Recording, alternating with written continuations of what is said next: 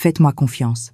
Ces 3 mots ont changé ma vie. Mais avant de vous parler de lui, de cet homme qui est apparu comme un ange dans le moment le plus sombre de mon existence, je dois vous faire comprendre comment j'en suis arrivé là. Comment, à 63 ans, je me suis retrouvé à pleurer dans le hall d'un tribunal parisien, trahi par la seule personne en qui j'avais une confiance absolue. Je m'appelle Geneviève Marchand.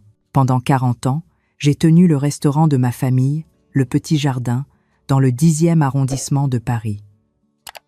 Ce n'était pas un établissement étoilé au Michelin, non, c'était mieux que ça. C'était un lieu où les habitués venaient depuis des décennies, où 3 générations avaient mangé la même blanquette de veau, le même bœuf bourguignon que préparait déjà ma grand-mère. Quand mes parents sont morts dans un accident de voiture il y a 38 ans, j'avais 25 ans et ma petite sœur, Céline, n'en avait que 8. Elle était si jeune, si fragile.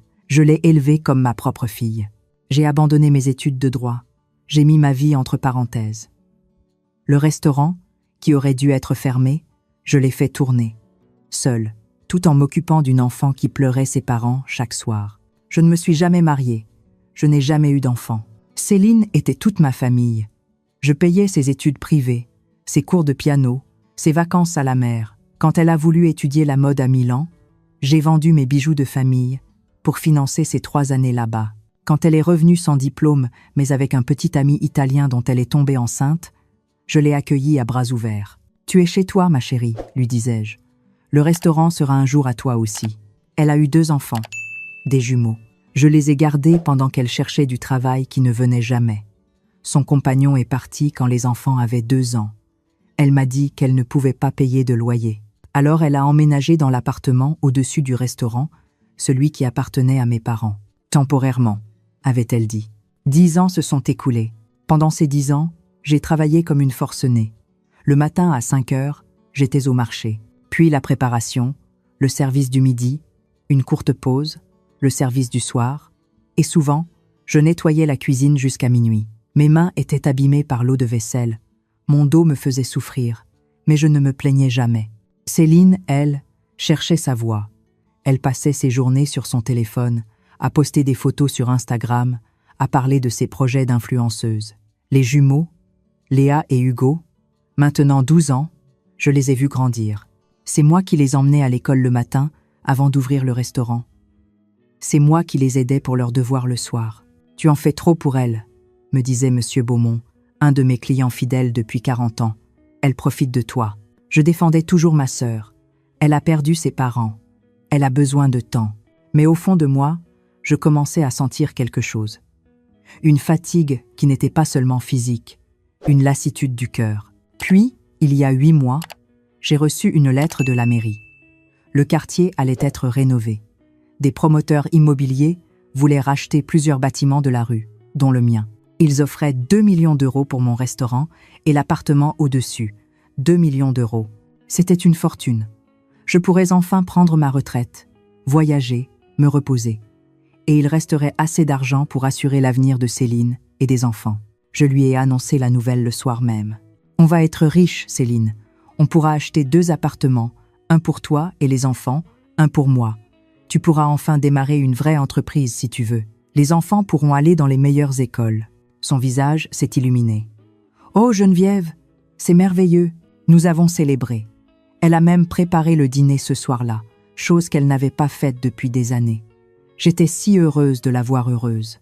2 semaines plus tard, elle m'a demandé de signer quelques papiers. « C'est juste pour le notaire. » a-t-elle dit. « Il faut qu'on organise la vente correctement. Tu sais que je ne comprends rien à ces choses légales. Mais mon nouveau petit ami, Julien, est agent immobilier. Il m'aide à tout gérer pour qu'on ne perde pas d'argent en taxes. J'étais fatiguée ce jour-là. Une cliente difficile avait fait une scène pendant le déjeuner. Je n'ai pas lu les documents en détail. J'ai fait confiance à ma petite sœur. J'ai signé. 3 semaines plus tard, la vente s'est conclue. Mais l'argent n'est jamais arrivé sur mon compte.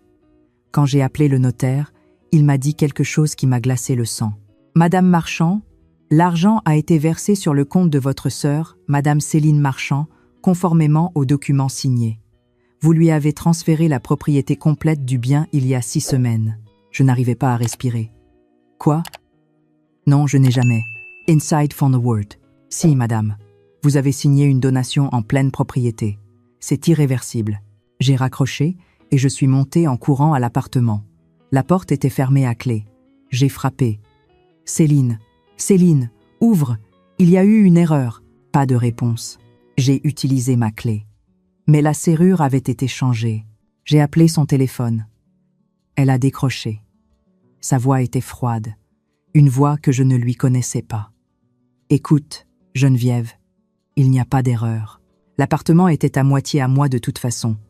Papa et maman auraient voulu qu'on partage. Tu as eu 40 ans pour profiter du restaurant. Maintenant, c'est mon tour. Mais l'argent, nous devions partager. Tu as eu le restaurant pendant 40 ans. Moi, j'ai eu quoi? Rien. J'ai dû élever mes enfants dans ton ombre. Tu m'as toujours traité comme une enfant incapable. Maintenant, j'ai 2 millions d'euros. Et je vais enfin vivre ma vie. Céline, tu ne peux pas faire ça. Où vais-je habiter? Le restaurant va fermer dans 2 semaines. Ce n'est pas mon problème. Tu aurais dû mieux gérer ta vie. Au revoir, Geneviève. Elle a raccroché. Je suis restée là, dans la rue, devant la porte de ce qui avait été mon restaurant, mon foyer, pendant 40 ans. Les passants me regardaient. Je pleurais sans pouvoir m'arrêter. J'ai essayé d'appeler mes neveux, Léa et Hugo, mais leur téléphone était éteint. Plus tard, j'ai appris que Céline leur avait dit que j'étais devenue folle et dangereuse, qu'ils ne devaient plus me parler. Les jours suivants ont été un cauchemar. J'ai dormi chez une amie, Martine, qui tient un café près de la Bastille. J'ai contacté un avocat. « Vous avez signé les documents, madame. C'était une donation légale. La seule option est un procès pour abus de faiblesse. Mais ça prendra des années et coûtera une fortune. Une fortune que je n'avais pas. Mon compte en banque contenait exactement 3 200 €. Toutes mes économies. J'ai quand même décidé de porter plainte. Je ne pouvais pas laisser passer ça.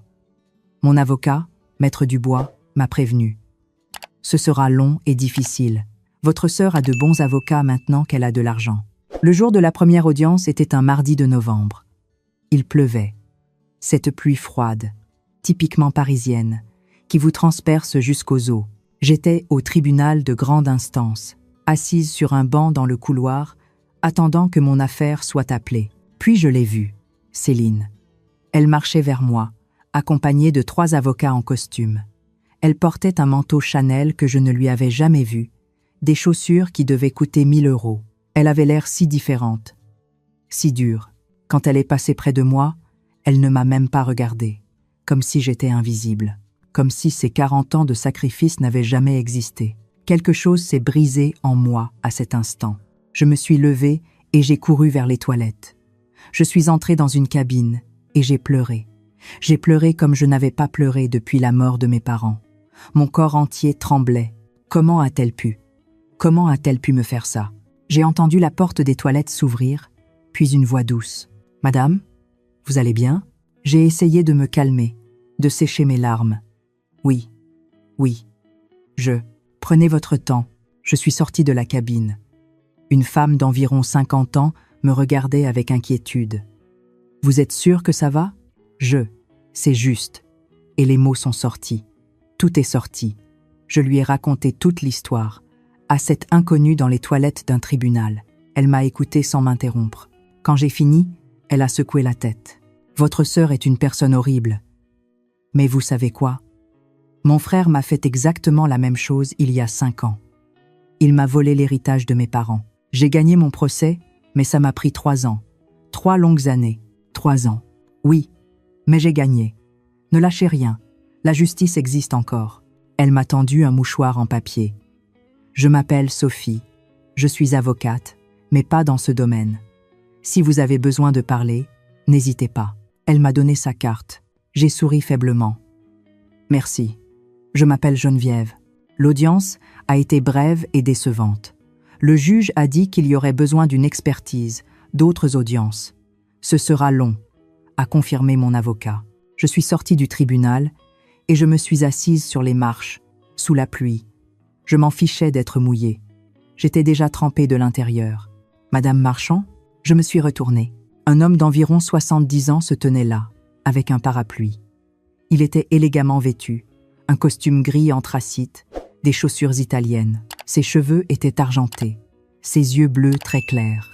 Il y avait quelque chose de distingué en lui, mais aussi de fatigué, très fatigué. Oui, pardonnez-moi de vous déranger.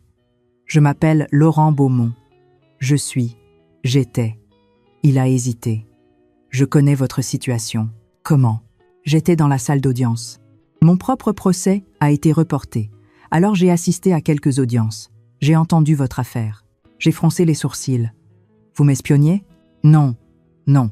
Les audiences sont publiques. Il s'est assis à côté de moi, gardant une distance respectueuse. Votre histoire, elle m'a touchée. Ma propre fille m'a fait quelque chose de similaire. Elle a profité de ma faiblesse après la mort de ma femme pour me faire signer des papiers. Elle m'a pris la moitié de mes entreprises. Anne Flo, je suis désolée. Moi aussi, pour vous. Il a regardé la pluie tomber. Madame Marchand, j'ai une proposition inhabituelle à vous faire. Une proposition qui pourrait sembler folle. Mais je vous demande de m'écouter jusqu'au bout. Je vous écoute. Je suis en train de mourir. Il a dit ça si calmement, comme s'il parlait de la météo. Cancer du pancréas, stade 4. Les médecins me donnent 6 mois, peut être 1 an. Mon cœur s'est serré. Monsieur, je suis vraiment désolé, mais je ne vois pas. Laissez-moi finir. J'ai 82 millions d'euros. Plusieurs entreprises, des propriétés en France et à l'étranger, et personne à qui tout laisser. Ma femme est morte il y a 3 ans. Ma fille unique, elle m'a déjà volé assez. Je refuse de lui laisser quoi que ce soit d'autre. Il m'a regardé droit dans les yeux. Je veux vous embaucher. M'embaucher? Comme compagne, assistante. Appelez ça comme vous voulez. Je vis seule dans une grande maison à Neuilly. J'ai des infirmières qui viennent, mais elles ne restent pas la nuit. J'ai peur. Sa voix s'est brisée légèrement. J'ai peur de mourir seule dans le noir. J'ai besoin de quelqu'un de bien. Quelqu'un qui comprend ce que c'est d'être trahi par sa propre famille. Monsieur Beaumont, je vous payerai 15 000 euros par mois. Vous aurez votre propre chambre. Vous n'aurez rien à faire d'autre qu'être là. Prendre les repas avec moi. Regarder la télévision. Parler. Simplement. Être présente. Et quand je mourrai, il a sorti une enveloppe de sa poche. J'ai déjà parlé à mon notaire. Si vous acceptez et que vous restez jusqu'à la fin, vous hériterez de 50 millions d'euros. De quoi gagner tous les procès du monde contre votre sœur. De quoi recommencer votre vie. J'étais sous le choc. Vous ne me connaissez même pas. Je vous ai observé dans cette salle d'audience. J'ai vu votre douleur. J'ai vu que vous êtes quelqu'un de bien qui a été trahi. C'est suffisant pour moi. Il s'est levé. Réfléchissez, mais pas trop longtemps. Je n'ai pas beaucoup de temps devant moi. Voici ma carte. Appelez-moi si vous êtes intéressé. Il est parti, me laissant seul sous la pluie, avec sa carte entre les mains. J'ai regardé cette carte pendant des heures ce soir-là. Laurent Beaumont, PDG de Beaumont Industries. Une recherche rapide sur Google m'a appris qu'il était l'un des hommes les plus riches de France. Un empire de construction et d'immobilier bâti sur 3 générations. C'était fou, complètement fou. Accepter l'offre d'un étranger de vivre avec lui pendant ces derniers mois, pour de l'argent, mais n'était-ce pas ce que ma sœur avait fait? Elle m'avait utilisé pour de l'argent. Sauf que M. Beaumont était honnête. Il me disait exactement ce qu'il voulait. Et moi, j'aurais un toit au-dessus de ma tête, un salaire, et peut être, à la fin, la justice que je méritais. J'ai appelé le lendemain. « Monsieur Beaumont, c'est Geneviève Marchand. J'accepte votre offre. » Sa maison à Neuilly était immense. 3 étages, un jardin magnifique, des œuvres d'art au mur. Il m'a fait visiter lui-même, marchant lentement avec sa canne. Votre chambre est au 2e étage. Elle a une salle de bain privée et une vue sur le jardin. Vous pouvez utiliser toute la maison comme vous le souhaitez. La cuisine, la bibliothèque, le salon. Faites comme chez vous. Les premiers jours ont été étranges. Nous prenions le petit déjeuner ensemble en silence, le déjeuner aussi. Au dîner, nous commencions à échanger quelques mots. « Vous aimez la lecture, Madame Marchand? Appelez-moi Geneviève, s'il vous plaît. » Oui, j'aimais lire. Avant. Je n'ai plus beaucoup lu ces dernières années. La bibliothèque est à votre disposition. J'ai quelques milliers de livres. Peu à peu, nous avons commencé à nous parler, vraiment parler. Il me racontait sa vie, son entreprise qu'il avait bâtie avec son père et son grand-père, sa femme, Elisabeth, qu'il avait adorée pendant 50 ans, sa fille, Margot, qui avait été si proche de lui jusqu'à ce que l'argent et un mari manipulateur ne la changent complètement. Elle est venue me voir la semaine après la mort de sa mère. Elle pleurait. Elle me tenait la main. Elle disait qu'elle ne me laisserait jamais seule. Sa voix était amère. 2 mois plus tard, elle me faisait signer des papiers pendant que j'étais sous sédatif après une chimiothérapie. Elle m'a volé la moitié de mes parts dans l'entreprise. Maintenant, elle veut le reste. Pourquoi ne pas porter plainte? Je l'ai fait, comme vous. Mais elle a de bons avocats. Et je n'ai plus la force de me battre. Je préfère passer mes derniers mois en paix. In leven, and elevens kondartang, elevens kondardang. Moi, je lui racontais mes 40 ans de travail. Le restaurant, Céline, les enfants que j'avais aimés comme les miens. Vous avez tout sacrifié pour elle, a-t-il dit un soir. Comme moi pour ma fille. Et elles nous ont jetés comme de vieux chiffons. Oui, mais vous savez ce que j'ai appris, Geneviève? Que ce n'est pas de notre faute. Nous avons été de bons parents, de bonnes personnes. Elles ont fait un choix. Le choix de l'égoïsme. Under the writing. Is it fire? Ces mots m'ont libéré d'un poids énorme. J'avais passé des mois à me demander ce que j'avais fait de mal, comment j'aurais pu être meilleure pour ma sœur. Mais Laurent avait raison, ce n'était pas ma faute. Les semaines sont devenues des mois. Laurent s'affaiblissait de jour en jour. Certains matins, il ne pouvait pas quitter son lit. J'étais là, je lui apportais son petit déjeuner, je lui lisais le journal, je lui faisais la conversation. Vous n'êtes pas obligée de faire tout ça, Geneviève. Vous êtes payée pour être présente, pas pour être ma servante. Je le fais parce que je le veux. Et c'était vrai. Quelque part, au cours de ces mois, Laurent était devenu mon ami. Mon confident. La famille que je n'avais jamais vraiment eue. Un soir de mars, 6 mois après mon emménagement, alors que nous regardions un vieux film français dans le salon, il m'a dit « Geneviève, j'ai quelque chose à vous demander. 0, 0, 0, 0, 0, 0. Oui, épousez-moi. J'ai failli renverser mon thé. Quoi? Pas par amour. Enfin, il a hésité. Je vous aime bien. Beaucoup, même. Vous êtes devenue la meilleure amie que j'ai eue depuis des années. Mais je ne parle pas de mariage romantique. Je parle de protection. Si vous êtes ma femme légalement, tout sera plus simple pour l'héritage. Margot ne pourra rien contester. Le testament sera inattaquable. Monsieur Beaumont. Laurent. Appelez-moi Laurent. Nous vivons sous le même toit depuis 6 mois. Laurent. Je ne peux pas faire ça. Ce ne serait pas juste, honnête. Il a ri doucement. Ma chère Geneviève, j'ai 82 millions d'euros que je ne peux pas emporter dans ma tombe. Margot en a déjà volé la moitié et elle veut le reste. Je préfère mourir en sachant que mon argent ira à quelqu'un qui le mérite, quelqu'un qui a été bonne avec moi dans mes derniers mois, plutôt qu'à une fille qui n'est venue me voir qu'une seule fois en 6 mois et c'était pour me faire signer plus de papiers. J'ai réfléchi. Et si les gens disent que je vous ai manipulé, que j'ai profité d'un vieil homme malade, laissez-les parler. Nous saurons la vérité, vous et moi. Et c'est tout ce qui compte. I was after is Heidi I were. Nous nous sommes mariés 3 semaines plus tard dans le bureau du maire du 16e arrondissement. Pas de fête, pas d'invités. Juste 2 témoins que le notaire avait trouvés. J'ai porté une simple robe bleue. Laurent portait un de ses costumes élégants. Quand le maire a dit « Vous pouvez embrasser la mariée », Laurent m'a embrassé sur la joue. « Merci Geneviève. Merci de ne pas me laisser mourir seule.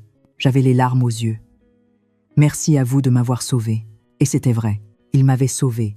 Pas seulement financièrement, il m'avait sauvée de la dépression, du désespoir, de la honte.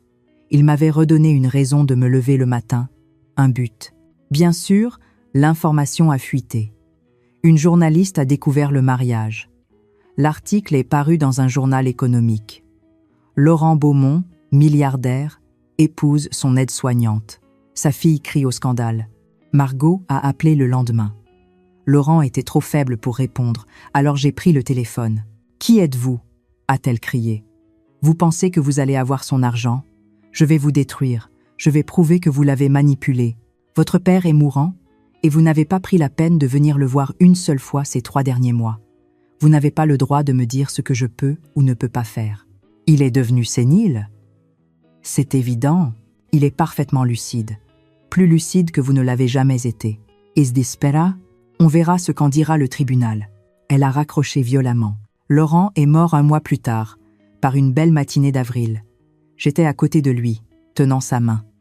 Il s'est éteint paisiblement, dans son sommeil, comme il l'avait souhaité. Les funérailles ont été étranges. Margot était là, vêtue de noir, jouant la fille éplorée devant les journalistes. Mais quand elle m'a vue, son regard était plein de haine pure. Une semaine après l'enterrement, le notaire m'a convoqué pour la lecture du testament. Margot était là aussi, avec son mari et 3 avocats. Le notaire a ouvert le document. Voici les dernières volontés de Monsieur Laurent Beaumont. Je lègue à ma fille, Margot Beaumont-Leclerc, la somme de 1 million d'euros. C'est tout ce qu'elle mérite après m'avoir volé et abandonné. Margot est devenue blanche. Quoi ? 1 million ? Il avait 80 millions ? Le notaire a continué. Je lègue le reste de ma fortune, soit 79 millions d'euros, ainsi que toutes mes propriétés et mes parts dans Beaumont Industries, à mon épouse, Geneviève Beaumont, née Marchand. Elle a été la seule personne à mes côtés dans mes derniers mois. Elle mérite tout. Margot a explosé. C'est impossible. Elle l'a manipulé. Elle l'a drogué. Je vais contester ce testament. Le notaire a sorti un autre document. Monsieur Beaumont savait que vous contesteriez. Il a donc fait évaluer son état mental par 3 psychiatres indépendants la semaine avant son décès. Tous ont conclu qu'il était parfaitement sain d'esprit. De plus, il a enregistré une vidéo. Il a allumé un écran. Le visage de Laurent est apparu. Il était dans son lit, visiblement fatigué, mais souriant. Ma chère Margot, si tu regardes cette vidéo, c'est que je suis mort et que tu es en train de contester mon testament. Je veux que tu saches une chose. Geneviève ne m'a pas manipulée. C'est moi qui lui ai demandé de m'épouser. C'est moi qui ai décidé de lui laisser ma fortune. Pourquoi ? Parce qu'en 6 mois, elle m'a donné plus de compassion et de gentillesse que tu ne m'en as donné en 5 ans. Tu as volé ta mère mourante en lui prenant ses bijoux pendant qu'elle était à l'hôpital. Tu m'as volé quand j'étais faible après la chimiothérapie. Tu n'es venu me voir qu'une fois cette année, et c'était pour me faire signer des papiers. Geneviève, elle, était là chaque jour. Elle me lisait le journal. Elle me tenait la main quand j'avais peur. Elle me faisait rire. Elle m'a redonné une raison de vivre mes derniers mois. Alors non, ma fille, tu n'auras rien de plus. Tu as déjà eu assez. L'écran s'est éteint. Margot pleurait, mais pas de tristesse, de rage. « Je vais vous détruire, Mathé, elle dit. Vous allez voir. » Elle est partie en claquant la porte. Avec l'argent, j'ai pu reprendre mon procès contre Céline. Cette fois, avec les meilleurs avocats de Paris. Le jugement est tombé 6 mois plus tard. Le tribunal a reconnu l'abus de faiblesse. Céline devait me rendre la moitié de l'argent de la vente, soit 1 million d'euros, plus des dommages et intérêts. Mais je ne voulais plus de cet argent pour moi. J'ai créé une fondation avec les 2 millions. Une fondation pour aider les personnes âgées, victimes d'abus financiers de la part de leur famille, pour qu'elles aient accès à des avocats gratuits, à un soutien psychologique, pour que personne d'autre ne vive ce que j'ai vécu. Céline a essayé de me contacter après le jugement. Elle a laissé des dizaines de messages. « Geneviève, je suis désolée. J'ai fait une terrible erreur. Julien m'a manipulée. Il a tout dépensé maintenant. J'ai besoin d'aide. Les enfants me demandent de leurs nouvelles.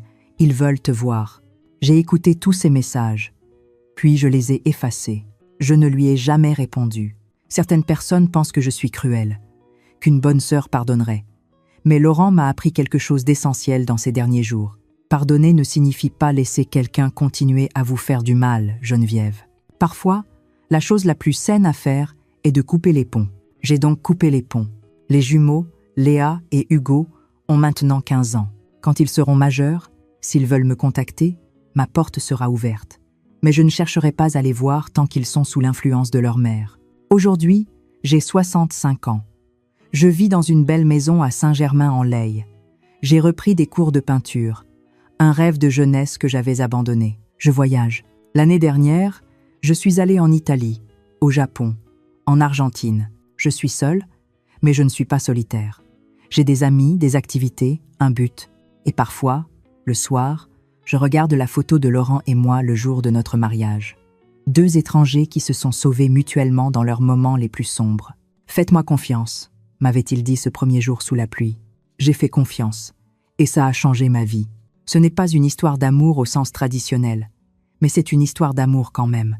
L'amour de 2 âmes blessées qui se sont trouvées. L'amour de la gentillesse face à la cruauté. L'amour de la justice face à la trahison. J'ai appris que la famille n'est pas toujours le sang, que parfois les étrangers sont plus loyaux que ceux qui portent votre nom. Que mettre des limites n'est pas de la cruauté, mais de la survie. Et j'ai appris que même à 63 ans, quand vous pensez que votre vie est finie, un nouveau chapitre peut commencer. Il suffit parfois d'un « faites-moi confiance » murmuré par la bonne personne au bon moment.